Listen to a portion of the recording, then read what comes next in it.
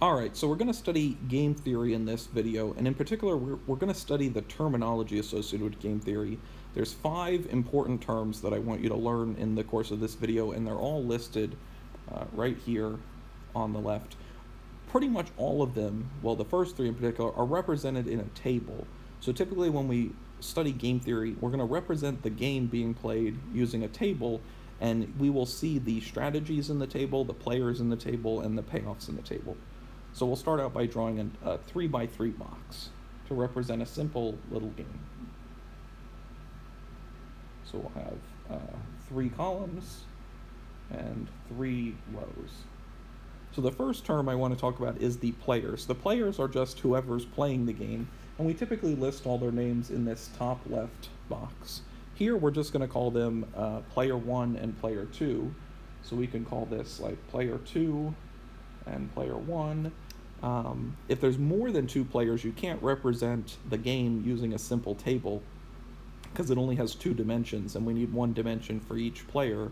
But all the games I think that we're going to study in this course will just have 2 players. Now, each player, in order to play a game, is going to need some options of what they can do, what strategies they can take. And that's the word we use for those options. Your strategies are just your set of options you have when playing the game. So if player 1 was playing soccer and they were making a penalty kick, they might have the option to kick to the left, or maybe kick to the right. And those would be their 2 strategies. So we list strategies for player 1 down the first column.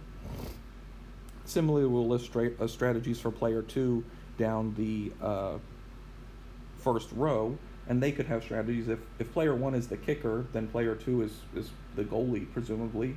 So they'll have strategies like block to the left and block to the right.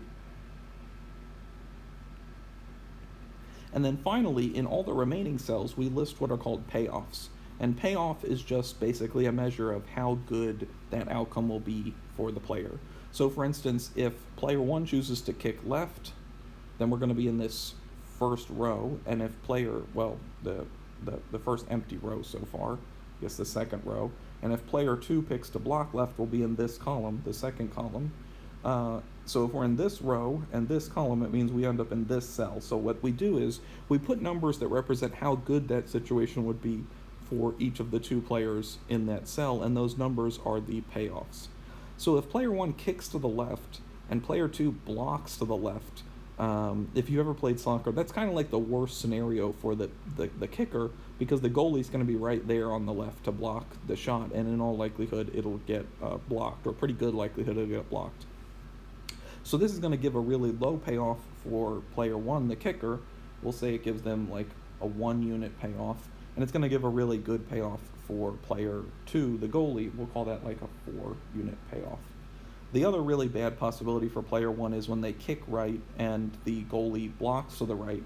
It wouldn't be as bad because, assuming this person's right-handed and normally kicks with their right foot, like most people, at least you're not kicking with your bad foot when you go to kick to the right. Even though the goalie's there, you're kicking with your stronger foot, so you might still score a goal. It's more likely. So this would be like a payoff of 2 for the kicker and 3 for the goalie. The possibility that would be most ideal for the kicker is if I kick with my strong foot and the goalie blocks to the left, because then they're not going to be there to defend, and I'm kicking with my strong foot. So that should give me a really big payoff. We'll say that that's 4. And if it's really good for me, it's bad for the goalie, so we'll call that a 1 for them. And finally, the last possibility is if I kick to the left and they block to the right, that's still good for me. They're not in the right spot to block.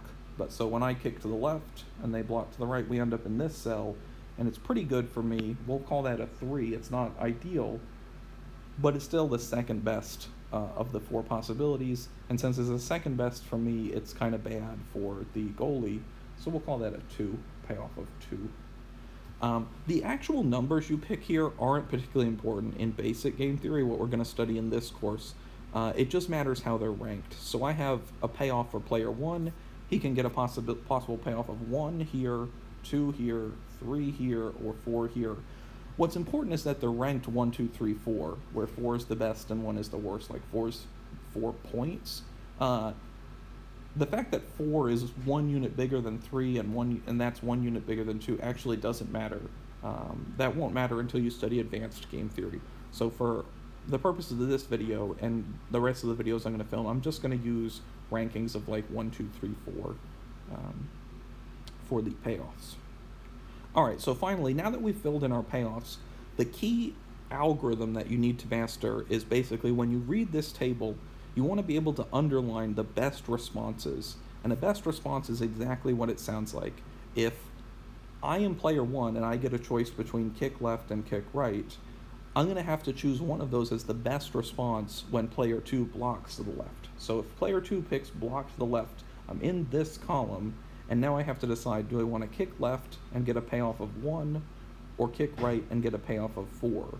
And the standard thing to keep track of this is to underline the one that's a better response. So clearly, kicking to the right and getting 4 is better than kicking to the left and getting 1, so 4 is so kicking to the right and getting 4 is our best response.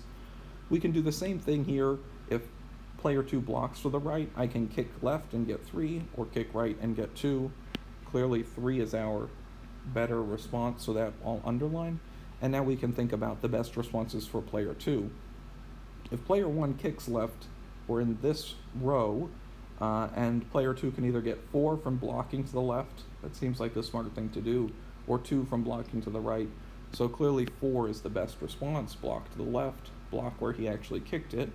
And finally, if we kick to the right, I think you can probably figure this one out. The best response is going to be block to the right, so we'll underline that best response. These best responses are important because it's possible a player always has the same best response, and that would be called a dominant strategy. And what we're going to look at in the next video is a game where both players have dominant strategies, and we can make a pretty sharp prediction then that since they always have a best response that's the same, they always want to do the same thing, that's probably what they're going to do and how the game will be played. Whereas this game here it's hard to predict how things will go because there's no kind of stable situation where both players are happy. So please watch the next video in this 2-part series.